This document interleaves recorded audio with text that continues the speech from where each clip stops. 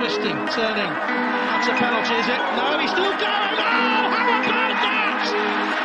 How about that? Two friends, two minds, and one love for Arsenal Football Club.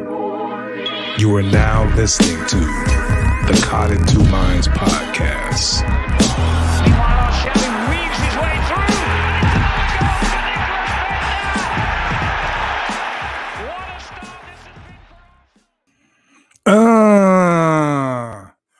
What's up, everybody? Welcome to the podcast, Caught in Two Minds.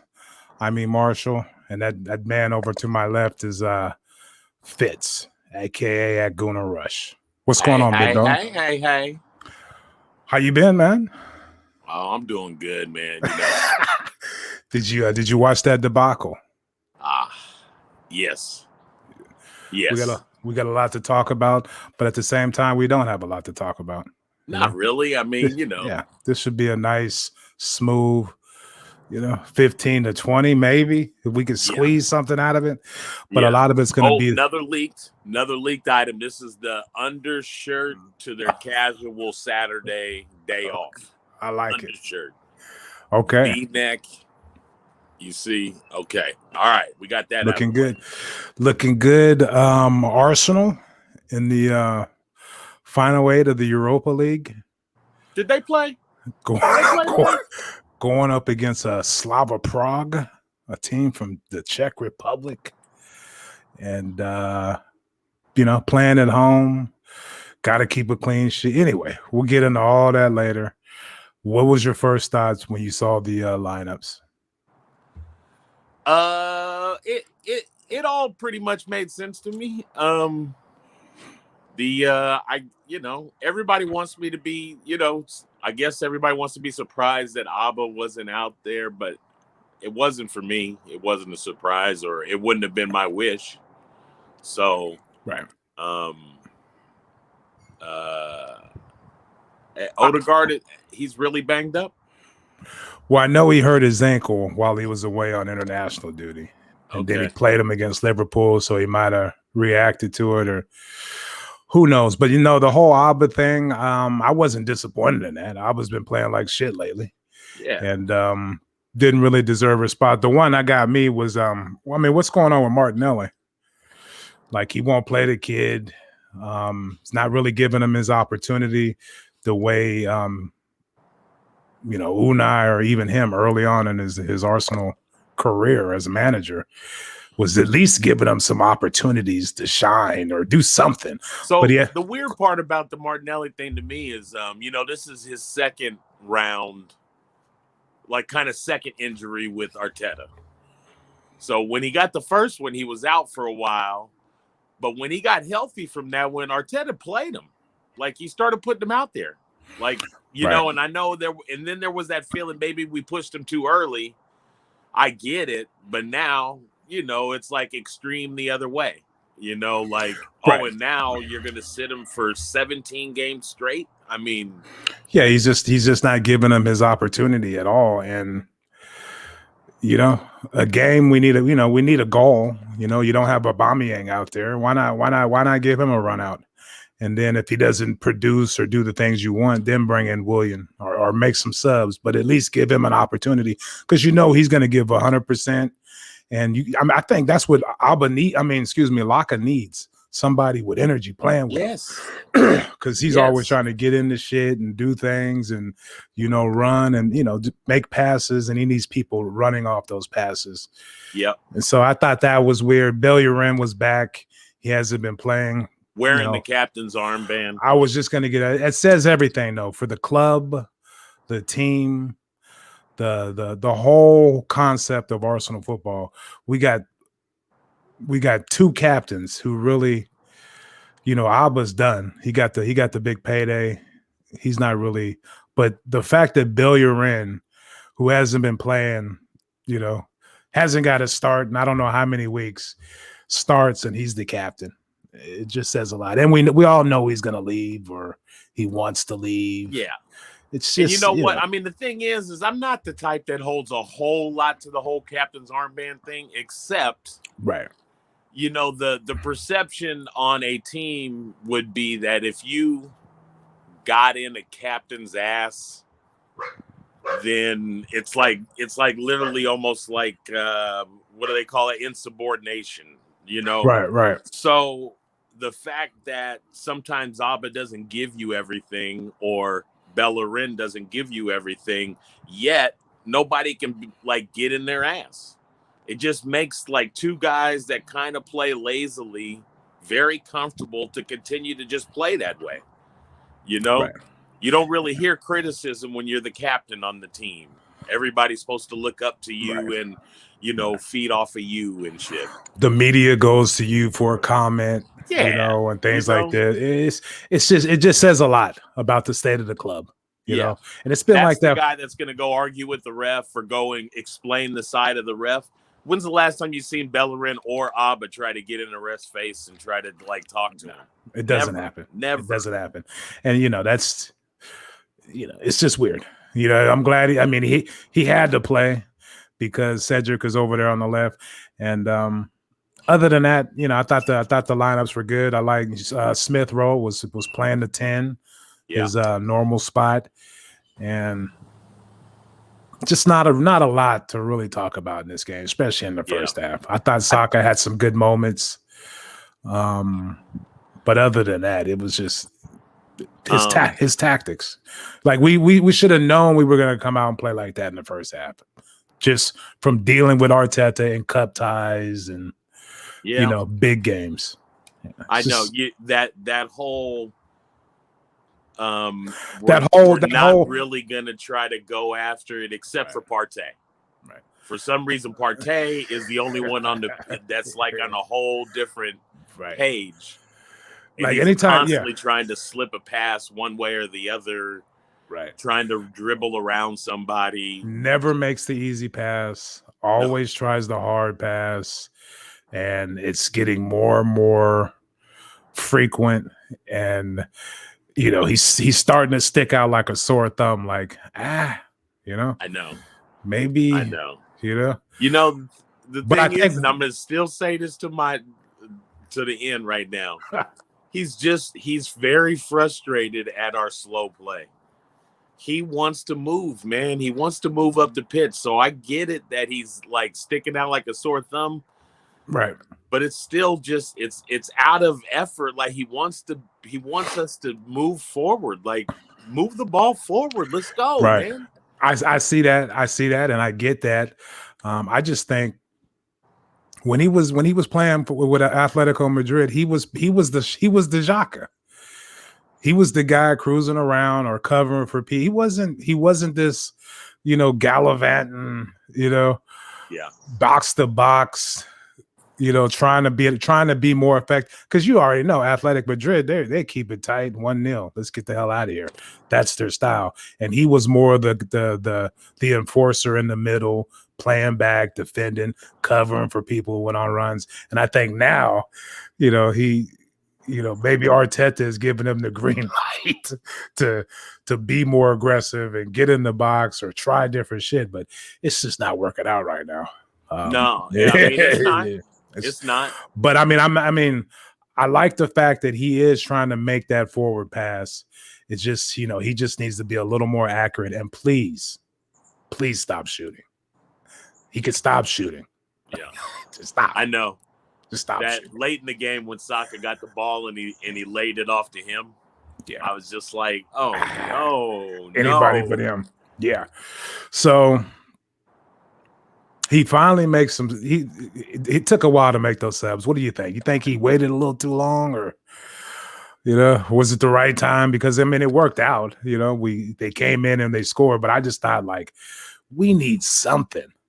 But then again, anytime we're playing in a big game or a cup tie with Arteta, you know, when you're watching those games, you're always like, what are we doing? You know?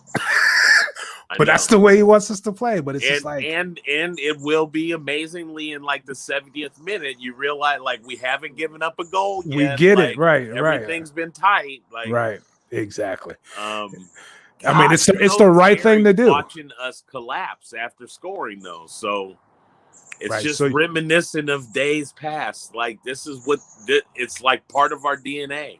you get why Wenger was just like, go for it, fuck it, try to score as many goals as like, you understand now, because it's like soon as we scored that goal and everybody was happy, and I saw Aubameyang and Pepe grinning like we did something and dancing, I knew it was a wrap. I knew they were going to score. My brother, as soon as we scored, he's like, okay, cool. So at least we can get a draw out of this. I was like, whoa, what are you talking about? He's all, just watch. And I was like, I know, dude. But you maybe you reversing the jinx by saying that. He's like, I don't believe in that reverse the jinx bullshit. He's all bitter. So he did. He jinxed us. It's just, wow. I can't believe your brother did that. He jinxed us. I don't believe in that. After you said they're going to score a goal, I mean, come on. What the fuck? And then they did. But anyway, before that, the goal, Pepe, Hey, it was a great finish. Took it nice. Showed Laka this is how you do it. You don't want to go too high with it and hit off the post. Laka was tired. I mean, man, I hate the fact I'm so cynical and shit, Like, I always want to ground people. Like, right. It was great. It was fancy. Right. Don't count on it. Like that's all a luck play. Well, you can count on. Barely got a chance to flick it on, and Pepe barely got a chance to gain his head before he was able to decide what to do. Right. Auba was funny because he actually acted like he came in there like he was gonna try to do some shit. Like there was a sense of urgency to his game today, but it was like you could kind of tell it was just like contrived. He was just kind of, yeah, man, let's go. But on that play there, you're right. 2 lucky touches, and then he just slipped the pass out wide to Pepe, and you can count on Pepe scoring that goal in Europa League. But if that was a Premier League game. He wasn't going to make that. So, we score that goal. And then, of course, like clockwork on a set piece, right? It was a set piece. Of course it was a set piece. It had to be a set piece. Yeah. A corner. So, Cedric on the far post doesn't get to the guy. What'd you think about Leno on that? I thought he always gets a hand on the ball. I mean, he gets a hand on it to slap that motherfucker all the way in the net. Like, you know what I mean? Hey. He'll get his hand on it and just, it's in there. That's a goal. That's a goal. Near post, far post. He makes sure you know what I mean? Just, just make sure he put it away. He always gets a touch to just really. And I mean, they got about 3 great opportunities after we scored. Oh yeah, don't get it only twisted. 10 minutes. Was it 10 minutes left? Like, I think he scored in the 86th minute. Pepe. So I mean, 86 minutes. So yeah, and they scored 4 minutes and then 4 injury time. They had 8 minutes, and I think they created like 3 chances. Yeah, and scored. Just that one dude hit a rocket at Leno, and he knocked it into the post. Got a hand on that one. Yep. He didn't work out the way he wanted to, but I don't know what that boils down to. That's just like lack of composure, lack of class. You're supposed to be playing keep away, and so on that play they scored, I guess the one thing I noticed was you talk about it all the time, the communication. Oh yeah. Gabriel and Holding both kind of attacked the same dude. And so when the ball got by Gabriel, it was getting by Holding too, because Holding was already he was coming up, and they were both on the near post and not really anybody on the back. Right. Yeah. No, nobody was on that. Yeah, it's just it's a shame, but we're still in the tie. We're playing against Slavia. They didn't show me anything, No, we should have handled them very well, especially once we got that goal lead. Yeah. We should have had enough class and ability to keep the ball, keep it away from them and finish that game out. I mean, as bad as it was, I was telling myself at 0-0 that, you know what, this is okay, dude. Yeah, we can score a goal there. We can go there, and if by chance we give up one, we should be able to poke one. You know, it should be opposite. We should 0-0 and grab a 1-1 at their house. And away goal, yes, you know? Exactly. I was thinking the same thing. This is what he wants to do. This is his style in these type of games. Keep it tight, maybe try to catch him on the counter, do something, get out of here 1-0. I thought he waited a little too long to bring in Auba and those guys, but it worked out just like he envisioned it. Probably like he makes the subs. We get the 1-0 win and we get out of here. Yeah. We're on to the semifinals. But now, you know, we have to go there and score a goal now. And like you said, I think we can do that. No problem. Yeah. Yeah. So I'm not gonna be too disappointed in today's result. But so I will say with Laka, I got a feeling there's gonna be some, you know, like you see, we should have started Aubameyang or something, blah blah blah. But no. You know what? Laka had an off and on game a little bit, but I did notice, man, our opportunities came when Laka came back. When he decided to drop back deep to receive some balls, that's when Saka was slotting behind the guy. There was a little stretch there in the second half, or late in the first half, early in the second half, where Saka was able to get that pass and kind of get behind those people and do some things. He was getting behind some guys. ESR was getting the ball. I think all in all, the team is rusty coming back from international break, especially like Saka, ESR, and they didn't even play last week. You all right? Yeah, somebody just drove by in a my hoop day. I heard the dog barking. Oh shit, there's a bear coming. Anyway, so yeah, next week we'll play him. I'm sure we'll get through, but as far as you know, Man U won 3-0, Roma won, and of course it's going to be Unai Villarreal against Arsenal in the semifinals, and you know, and that's going to be everything. Yeah, that's the media hype on that. Right. Oh boy. And that's the one team you don't want to play because Unai, he's been to the finals 25,000 times in the Euro, in the hardest competition to get to the finals. He's won it several times. He gets there. So who knows? We'll see. We got Sheffield, one of them Sheffield teams on Sunday. And hopefully we beat them. They're probably one of the most garbage teams in the league, but you never know with us. So I don't know. What you got anything else? You got any other thoughts about the game? Nah, I think the push is going to start going harder and harder about Martinelli getting some more time. Yeah, it's weird. It really is strange. Out there yes, he's a young guy, but I don't know. You kind of notice, he's fully invested. When he gets out there, he's pointing for people when he's pressing and telling people to slot over here and go over there. And I mean, the guy wants to play.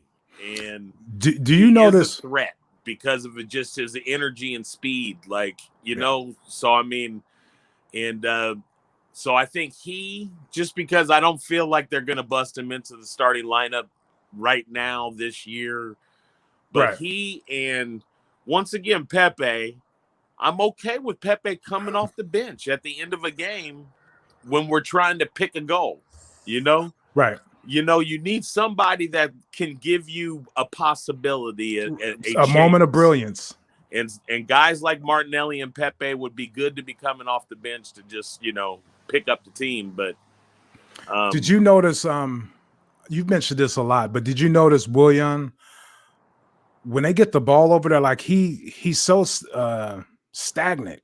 He doesn't run. He doesn't make that run beyond. You can see the left back over there always trying to get him to maybe do something, make a run so I can slip you the ball. But Willian always wants to get the ball and slip you that pass. Yes. And it's real funny because Cedric, I mean, he's got a lot of technical ability. He's a skillful footballer. Hey, I watched Cedric today, and I thought, you know what? He's a solid professional footballer. Exactly. He made crosses with his left foot. He was going, taking that pass from Willian and going beyond and getting to the byline. Well, and you know that thing you're saying about Willie, he's doing it a little bit more now where he actually will make the pass to the guy. He used to not even make but he wouldn't even make the pass. And the guys are like, I can't read you, man. Right. Like, exactly. either you go, or if he you won't don't go. want to, I'll give it to you and I'll go, but you're not passing it to me, Right. That is true. Today he was making that pass to Cedric, but he showed me a lot. I was like disappointed Arteta didn't buy a left back in January just because Tierney, he is kind of injury prone. But he must have saw something in Cedric that I never knew. I never heard of him being a left back, but he could fill in there easily, no problem. Yeah, he's playing there fine. I mean, the only difference would be, if we had another left back, then would Cedric be starting on the right? You wouldn't have to be on the bench. Exactly. You wouldn't have to play Bellerin as much. Or he could have sold Bellerin in January, kept Maitland-Niles and Cedric, and bought a left back to back up Tierney.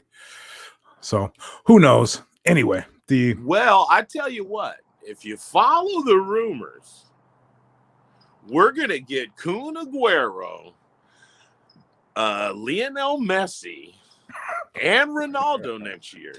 Cool. That's awesome. Some guys said, who do they want to who do we want up front? So that's who I put down. That's who I want up front then. Out of those guys? All three of them. No. I want all three. I mean, I'm wrong side of 30. All three of them. We might as well keep Laka. We want those down. I'm just playing. Anyway, that's going to do it. You can catch us on... we signed Tekashi 6'9". You've seen him out there. Who's that? He got the assist today. Oh, yeah. All he needs is fucking tattoos on his face. He's going to come out next game with some hieroglyphics on his face. Soon as I saw that fool, it's just like, what a joker. What a joke. But what's the trip is I always call Pepe a joker. They both came in at the same time. So I'm sure a lot of people didn't get that tweet. Like, which one's the joker? Both of them. Yeah. But they linked up well, and we got a goal today. So what can I say? The sun shines on a dog's ass every now and then. Every now and then. That's to say. All right. That's going to do it. Lethal weapon? I don't know. What's with the questions? Yeah, okay. Lethal weapon. That's what that was. Yeah. I don't think so. But, Murtaugh! Go spit. Anyway, go spit. That's your Lethal Weapon reference? Go spit. That's what he always said. Yeah. Or I'm too old for this shit. There you go. He said that one too. I'm too old. Look at this white boy. He never said that. Actually, he did. He'd be like, look at this motherfucker. You trying to get with my daughter? I'm white now. I'm playing. Anyway, I saw a completely different movie than you guys. This ain't a Spike Lee movie. Get away from my daughter. Anyway, Caught in Two Minds at CITM Podcast on Twitter. All the links are there. Participate. Leave us a note telling us how fucking shitty we are. Do something. Don't just stand around like William waiting, to do something. Do something. That's all I'm gonna say. Yeah, I'll play. Do something. YouTube channel too. Caught in Two Minds. We about to throw it up right now. So you ain't got to wait for that. But anyway, peace. Twisting, turning. That's a penalty, is it? No, he's still going. Oh, how about that? How about that? Thank you for tuning in to Caught in Two Minds. Please head on over to iTunes to subscribe, rate, and review. All feedback is much appreciated. And be sure to follow us on Twitter at CITM Podcasts, at Guna Rush, and at eMarshall Comedy. The music of this podcast is brought to you by Statics. If you like what you hear, please head on over to staticsmusic.com and be sure to follow them on Twitter and Instagram at Statics Music. That's STATX Music. Peace. Hey, hey, hey, hey.